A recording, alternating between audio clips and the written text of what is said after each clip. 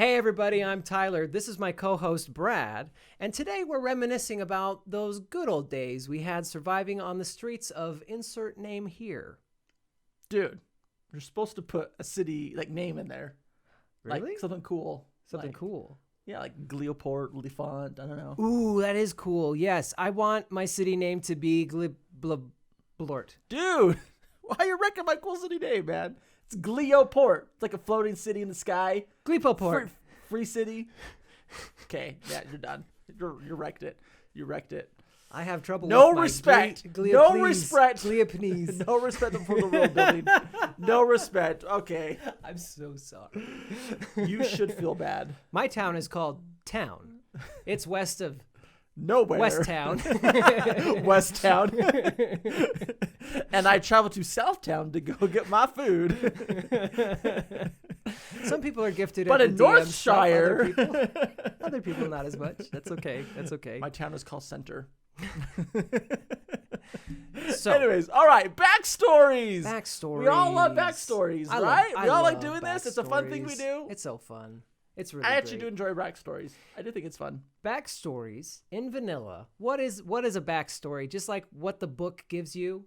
It's like what you were before you started the game. It's typically like an occupation, or a lifestyle that you lived, and it comes with a feat, like kind of a special kind of half feature, feat. Like a feature. Oh, actually, yeah, the book does call it a feature. The book calls it a feature, yeah. so yeah, that's right. But I mean, they're good to explain your origin, right? Like when you start the game, you're not the idea usually is I'm gonna be an adventurer, right? Right. And so you come from somewhere. Right? So where did you come from? Who are you? Who am I? You stare in that mirror and wonder. What do I want to be when I grow up? I want to be a sword slinging, dragon slaying adventurer. Yeah, exactly. And just remember, you got a long road to get there, and not many survive. Anyways, backstories. Back to the rules is written in the book, and if you're just doing a backstory, more power to you. If you just pull one straight out of the book, roll your D6 or D8 to figure out your traits about it. That's cool. I think you're right. They don't have to be complicated. Right. They can be expanded into a full-blown, basically season 3 of your favorite anime origin story. And I don't. Well, there are probably lots of opinions that do something like that. I will say, good point of advice. Keep them. Actually, a good size. That's a fair point. Don't get too long. That's a fair point. Everybody loves to read a good story, but I guess I always say, as a good point of advice, right? Don't write a backstory where it's I've already been on the adventure. I mean, sometimes I get backstories from PCs. It's this actually could have been a great campaign. It's you're not writing a campaign. You're giving yourself an origin. Yeah. I would say keep it simple, right? It doesn't need to be long. That's good. Right? That's a good point. And I mean, to your point, when we're talking about what backstory is, it's meant to be a starting point, like clay in the hands of your DM that they can kind of shape and mold and maybe bring elements of it into your story, or bring stuff up that will help your character have those moments to shine. For sure. I'm reminded of One Punch Man. If you haven't watched it, go watch it. The master requests that all backstories be kept to 50 words or less. That's right. And it's actually probably a good rule the of PC thumb, right? that wrote a 5,000 word. I mean, if you played for a while, you've probably done it. If you haven't, you're eager to get going. You might have done it anyway, right? Yeah. But I would say, I agree. Clay in the DM's hands. Don't do too much. Don't make it so rigid. Yeah. There's nothing there to work with. There's nothing there to work in. I would say too, and I've been a player, right? And it's been really fun when I've had a backstory that gets incorporated and used in the game by the DM. He puts different spins or surprises in it I didn't expect. That is really fun. That only really happens or works when you have things that can be molded, shifted, and shaped, and it's okay to do that, right? Yep. I had a really rigid backstory that ended up being very detrimental towards the character, because it was he's in hiding from these specific people, right? And I made it out so that if he ever ran into those kinds of people from his past, he would leave. And it was so I would roll a new character. And now I've just completely closed the door to the DM ever making that a thing. So try to leave those doors open. Another one that was way too restrictive is I said, I'm hunting my master's killer. My sword master, right. There's a killer and he's out there somewhere. So, that can be a little bit too narrow, because it's hopefully you can incorporate that guy into the story and say, yeah, he's like, now he's this boss of this gang that you guys eventually run into. But as the PC, you have to be patient for that. For sure. I mean, and again, with that, I say, when you write a backstory, give your character a good, I say, call to adventure. Like, if you're, first it's like, taken from, stories about like Star Wars, right? Like Luke, his backstory, he's a farmer, right? In the middle of nowhere. And what does he want to do? He wants just to leave town. He just doesn't want to be there. Pretty simple, right? Yeah. And I was sure when you get the DM, that's all he says. Like, I'm a farmer and I just want to leave, And the DM's like, great. You're just going to be this chosen Jedi guy. And your family dies. Oh, no! Oh, gosh. That's actually, okay, so that's a really good point, too. So flipping it the other way, sometimes as a PC, you might think, I don't want to be a farmer that wants to leave town because that's not epic at all. But the dungeon master George Lucas turned that into the most epic character in the Star Wars universe, know. Anyways, I hope that's not a controversial statement. We don't watch number 8. Yeah. But you make a good point too. It's like make your character oriented towards the story, and I'd say also make your character's backstory oriented towards I'm party oriented. For sure. I mean, exactly your point, right? You don't want to be so closed or so off that like, well, because of my backstory, if X, Y, Z happens, I'm leaving the group. Like, again, you want to give yourself reasons to stay with the party, with the group. And if it's open enough, you can have it mesh with other people's backstories, right? Again, right. I mean, there could be ways that you wouldn't expect or know that maybe the DM could weave 2 different backstories together and to make that more engaging in your campaign. So something to think absolutely about that too. Yeah, I totally agree with you. And that orientation can drive positively or negatively with your party. Like, that's okay. I mean, the character that every time you get into a town, he just wants to go off on his own because that's how the character was right, because splitting the party is the best thing to do. Sometimes it's warranted, man. Sometimes you get turned into gas and put in a bottle. If anybody ever says never split the party, just remember, sometimes. Never split and I will let you argue with me in the comments on this all day long, and I will go toe to toe with you. Just remember, don't get caught. That's the rule. That's true. You can go with the X-Men rule of always bring a teleporter, and then you can split yes! if you want. Oh, that's a great idea. I never thought about that, but you're absolutely right. Yep. Always bring a teleporter. Dude, you're always fine. The X-Men comics are great because they always have a healer. They always have a teleporter. You're right. It's like the perfect party composition, right? Yep. Okay, new party composition. It's not just wizard, rogue, fighter, cleric. It's like, no, the healer and the teleporter and then the big guy that smashes things. Yep. The rage monster. The rage. Wolverine. Yeah, the Wolverine. Or that's what you need. Yeah. You need a 3-person party. Striker.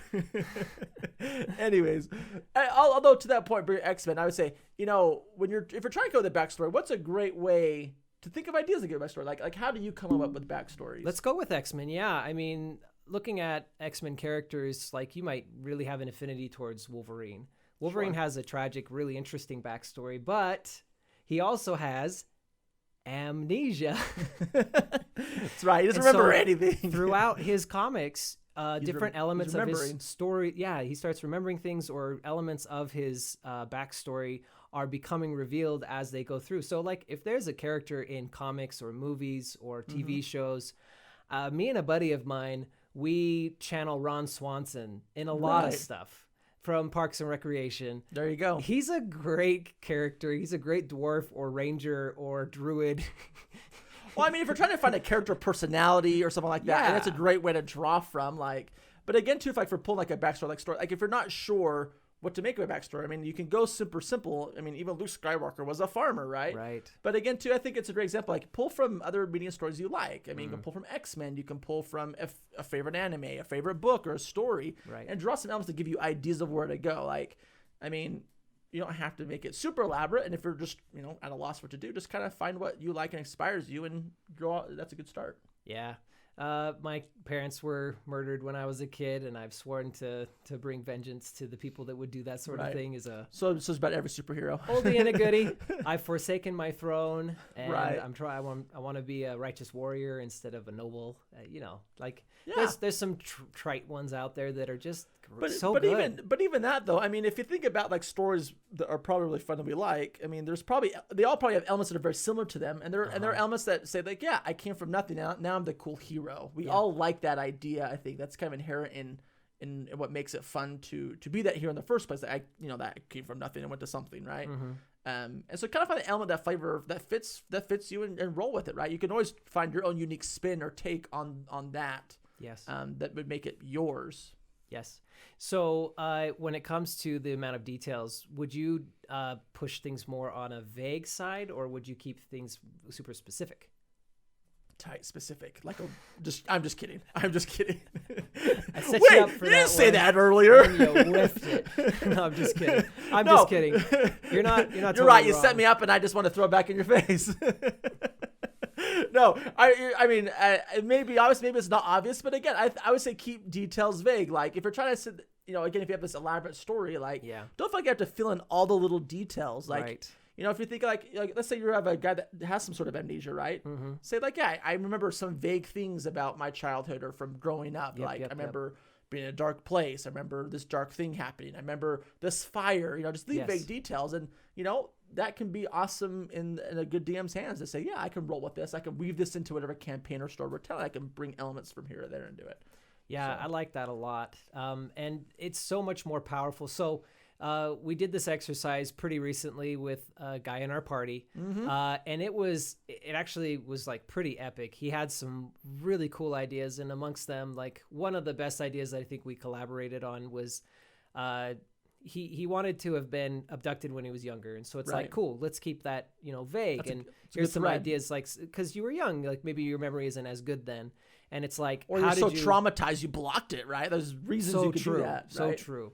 And it's like, well, how did you get away and meet up with these? It's a cool faction you homebrewed called Farstriders, Right? And they're like righteous, and they keep balance with nature guys like to They're really cool. help people. They're really cool. And so it's like, how did you end up running into this Farstrider and join their faction and get like kind of converted back to the light? And it's like, well, you can do the Kaladin Stormblessed. I never stopped trying to escape. Right. Things like that. But what we kind of came to was, what if you just woke up in a field one day and you're just by yourself and you don't know why. You don't know why. And now your whole life is before you, and you're like, and you think like, well, why was I mean, there's all kinds of questions you could put in, like, why was he abandoned? Right. And then that kind of leads into like, well, you don't know. Maybe he needs to find out. Does he want to find out? Right. What does he remember that happened? And again, bringing those vague details of like, well, I don't know if I remember everything, but and it can kind of, what we kind of went with too with that was like, the idea was like, well, your sense of right and wrong could be flipped or different, and your perception on things could be different. And maybe you're out the world now kind of relearning some of these cultural, norms that of people and concepts that people have, can make for a very interesting, unique character and great role play that you could do with a party. So that's not a long backstory, but it creates a ton of depth. And that's the other principle we would probably say, like, don't worry about length, but worry about depth. For sure. Because it's like, maybe there was a little bit of Stockholm going on for that individual. And now he like, a part of him, he hates himself for feeling this way, but he feels guilty. And he's like, what did I do wrong? Why did they, kick me out? Yeah. And it took him years to get over that while he was with the Farstriders. And now he can see how foolish that was. But a part of, like, there's a kernel of inside him that still has that. Little voice inside that says, oh, maybe I should go back. Yeah. Maybe this is all a lie. How long could this possibly last if people knew what I had done or what I had been, or what if people the things found that out? went on? Yeah, right? exactly. Like, what would they do to me? Exactly. Right. Yeah.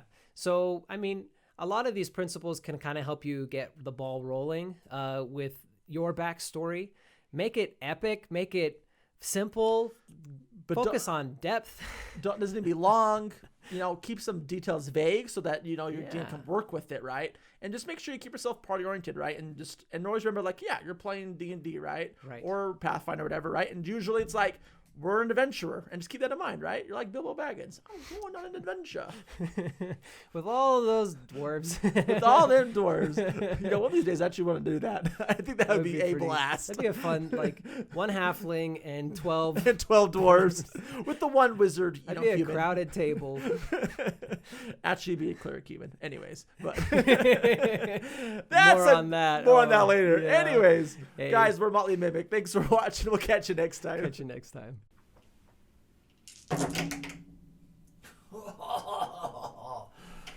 Can you make a save? Just an intelligence save? Okay, 15. Okay, yeah. 1 second.